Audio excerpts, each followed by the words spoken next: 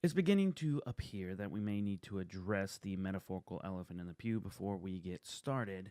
If you haven't noticed, Elephant in the Pew hasn't uploaded in quite some time. That's because Ryan has stepped away from the show.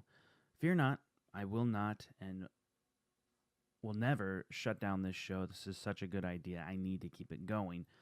I'll just reinvent and repurpose the show. So without further ado, here it is, the new Pew with a View. Still the place where I will engage in the things everyone wants to talk about but nobody wants to discuss. I'm Stephen Whitten, and this is The Elephant in the Pew.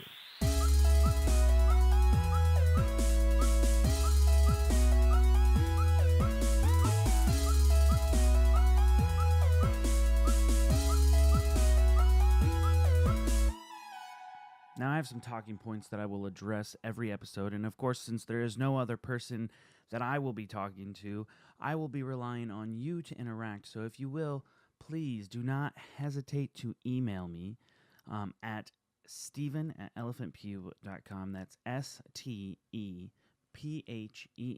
at elephantpew.com. Now, I will be uploading this to our podcast, audio only, first episode, only because the last couple months have been kind of crazy for me. I've been moving around and moving into a new house. My wife and I moved back into the city. We're no longer in the country, so now I have fast internet, so that's a great thing. But also the downside is I have boxes everywhere, and I don't have a good place to set up a camera just yet.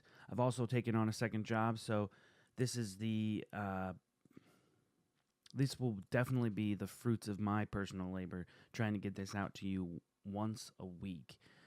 So right now it's just an audio version. I will be posting this up on YouTube as well, with just a couple of graphics here and there.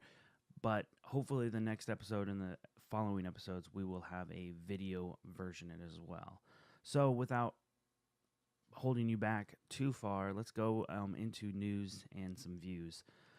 Each week, I will talk about 3 topics that are current events, basically what's happening in the news. Now, as of this recording, it's been a week and a day since the Sutherland Springs, Texas First Baptist Church had a shooting. It was an unbelievably horrible attack while that was perpetrated, and 27, the last time I heard, 27 people have been killed. Contrary to what the left and the mainstream media will say, it's not a gun issue. This is a life issue. Somebody felt like they had the power to take someone's life, and unfortunately, they were able to take 27 people's life, but they were stopped by another law-abiding citizen who was basically a good guy with a gun. This is not a gun issue. This, unfortunately, is an evil issue. We've let evil infiltrate our society and cultures to the extreme that some people don't have the common sense or the wherewithal to stop that. And so they take it to the nth degree. Every day since that attack, I have prayed for this family.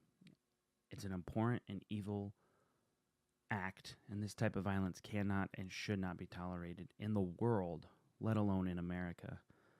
I hope that God will comfort those families that are, I know, still struggling emotionally, because I would be struggling emotionally. And I sincerely mean that I have prayed daily since hearing about this attack.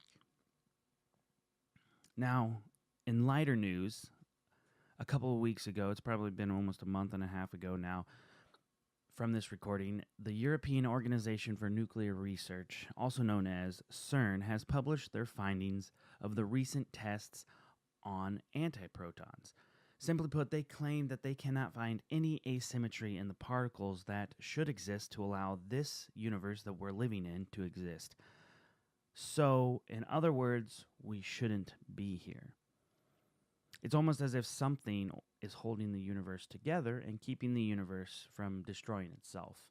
They haven't explicitly stated this, but it's glaringly implicit in their findings that without this something or someone creating and maintaining the universe, we would cease to exist, or to say the very least, we would have never existed in the first place. Now, I'm not saying this implicitly. No, I'm explicitly stating that if the researchers opened a Bible, they just might find the answer they're looking for. Now, something else that I would like to address on here is an article written by an author. He's an op-ed piece writer. He writes for Ben Shapiro's The Daily Wire. His name is Matt Walsh. The article is titled, "My Marriage is Not an Equal Partnership, and I Don't Want It to Be." Very well-written piece by Matt, as always. I do enjoy reading his work thoroughly, but this article definitely hit a resonant chord with me because I've stated this several times for a long time, especially when Ryan and I were talking, about how I don't want my wife to be exactly like me. And marriage is pointless, in my opinion, if two people are the same person. So my wife and I are not equal, but that's not a bad thing. God actually made us different intentionally, right? I mean, I need her and she needs me, and that makes the marriage that much more rich. I don't even know if that's the correct way to put it, but it's just richer in the sense that, I care for her and she cares for me, and without each other, we wouldn't have life as well off as we would if we were not together. So I definitely recommend reading the article. The links will be in the description on YouTube, and I believe in the post on the podcast on my website. It's elephantpew.com. So if you would like to read that, please do so. I recommend Matt Walsh's material pretty much weekly, if not daily. It depends on how many articles he writes during the week. Most of the stuff just comes directly to my phone, so I know when he's written. But now we're going to drift away from the news and the views into definitely something that I've been wanting to talk about for over a week now. But this segment is going to be called Pure Discretion is Advised. It's the segment where I either review, recommend, or reject a particular movie, TV, song, media, any form of entertainment that I take in that other people would like me to review. So again, if you have any options that you would like me to, or any other questions or media that you would like me to review, send those in to me at Stephen@elephantpew.com. That's STEPHEN @elephantpew.com. Today I'm going to talk to you about Thor Ragnarok. Now, I went and saw this on Friday, the opening weekend. I usually try to make it for the Thursday night premiere in my local town, but that it was unfeasible at that point due to work. So me, my wife, and two of our friends, in fact, we actually met up with a group of friends accidentally, and it was probably one of the best times we've had in a long time going to the movies. But we sat down and we watched Thor Ragnarok. Now, Thor has definitely been the black sheep of the Marvel Cinematic Universe, in my opinion, being that it doesn't really fit with the rest of the Marvel Cinematic Universe until, of course, Guardians of the Galaxy came on, and now we're getting more into this cosmic galaxy fighting space adventures. Thor Ragnarok was, in my opinion, it's definitely within the top 10 of the Marvel Cinematic Universes. There's 17, so I mean we have some wiggle room there, but I would even say that it's upwards of 5. It's in the top 5 right now. Now I will probably see it again, and I'll change my answers as I always do. But what Thor did for me was it actually brought comedy back into this hoity-toity type series, this trilogy right now that it is, and it will probably, because of this movie, it will make probably another. There'll probably be a Thor 4 if I had to guess. Thor has been this, Elizabethan Shakespearean trip because they speak like Old English. Not really, but I mean, like, that's how they've had that British accent, and first of all, I don't know how British accents get into the, listen, my phone go off. Look at that. Gonna reach across the table. That's right. I'm not editing that out, so you just have to enjoy that. But they've been talking about this. They've had this. I don't know how Asgard gets a British accent, and in the movie, this is a spoiler alert. There's a character that has a New Zealand accent.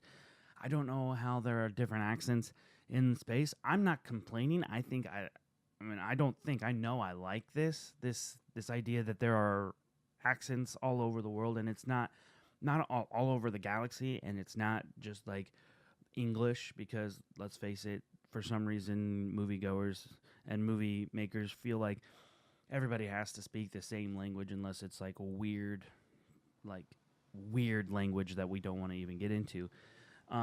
So Thor, on the whole, though, is probably one of the best Marvel Cinematic Universes movies that we've had to date. It's definitely the best one this year. I love Guardians of the Galaxy 2 and Spider-Man Homecoming, but I would have to say that Thor surpasses both of those. So those are my opinions. I jokingly put out on Facebook the day after, or the same night I watched it, and I said I would give Thor Ragnarok 4.5 stars, or 4.5 broken hammers out of 5. It's not a spoiler because you see it in the trailer. They break the hammer.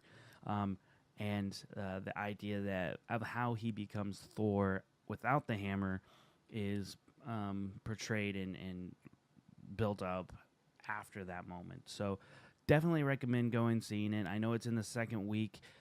We're going into third week right now. It made $121 million opening weekend. That's pretty impressive for a Marvel movie.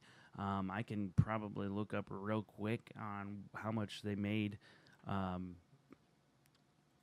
so far, but without boring you even more, I would say just go and check it out because the movie is way more entertaining than me talking about it. But yes, definitely go see it. Taika Waititi is the director. Phenomenal director.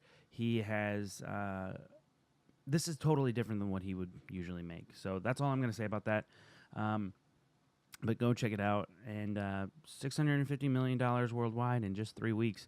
So, yeah, they're definitely making a Thor 4. I have no doubt about that.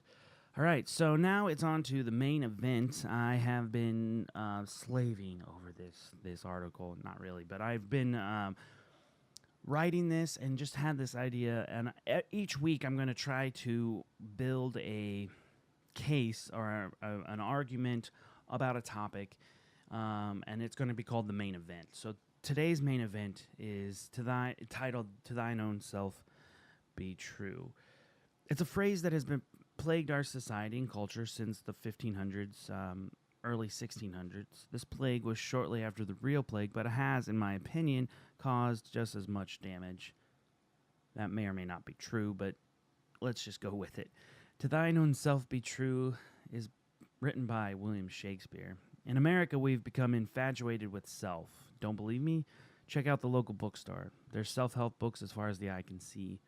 We're so obsessed with self, we focus on so much energy on self-love, self-truth, self-experience, and self-knowledge. We've attached ourselves to this, quote, "To thine own self be true." But of course, in typical American fashion, we've misunderstood the reference and completely taken it out of context. Also, in typical American fashion, we don't care. We'll use this quote to do whatever we see fit because, didn't you know, our lives are meant to be happy, as if doing whatever we want will ultimately make us happy. There is, however, several flaws with this mentality. First of all, where is it written? What ancient scrolls in this world does it say that we are meant to be happy? What Bible verse does it say that the main mission in our life is to be happy? Have I missed it? I don't think so. I don't have enough time to address all the flaws with this thinking, but I will address this particular saying. I think we've taken it out of context.